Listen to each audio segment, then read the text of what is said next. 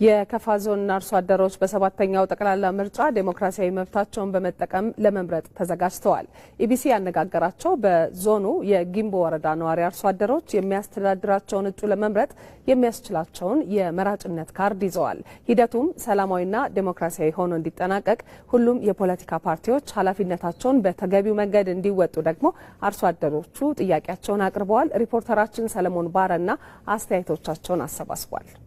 አሁን ሰባተኛ ነው ያሁኑ እንደገና ማለት መምረጥ ምርጫ ማለት አገር ሰላም እንዲኮን መንግስት ተላለ አገር ሰላም የለም አገር መኖር አይችልም።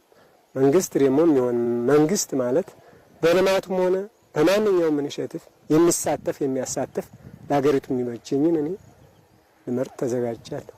እንግዲህ ሰባተኛ መምረጣችን ላይ ተዘጋጀን ነው። ያው ለልጆቻችንም ለኛም ጥሩ ነገር ለመመኘትም ለማግኘትም እየተመኘን ያለ ነው። አሁን ምርጫውን ለማካሄድ ካርድ ተቀብለናል። ምርጫው ቀደም ብዬ ተሰናድቼ የሚሆነኝ መንግስት መርጣለሁ ብዬ እንትኔን ካርድን ተነበተሰቢ ወስጃለሁ። በተከታታይ በተገባ ነው የተዘጋጀ ነው።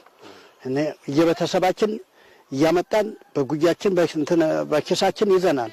አሁን ለግንቦት ምርጫ ተዘጋጅተን ተቀምጠናል።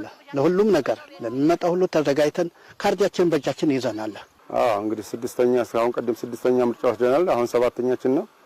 እንግዲህ ይሆነናል፣ ያስተዳድረናል፣ ይጣመናል ያልነውን መንግስት ያው ለመምረጥ ተዘጋጅተን ያለን እስከ ቤተሰቦቼ ሁላ ልጆቼ ሁላ ጠቅላላ እንትን ብለን አንዴ 4 ቤተሰብ አለ። እስከዛ ድረስ አሁን የምርጫ ካርድ በእጃችን ይዘናል።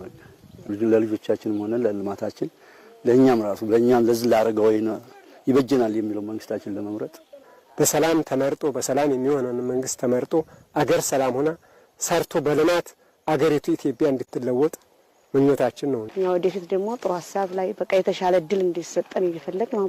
በሰላም ነው በደስታ ነው። አሁን ወደፊት ለፊትም ቀድገቱን ወደፊት ሰርተን ለመለወጥ ሰላም እንድንሆን በቃ ሁላችንም በሰላም ላይ እንድንኖር ነው የምንፈልገው።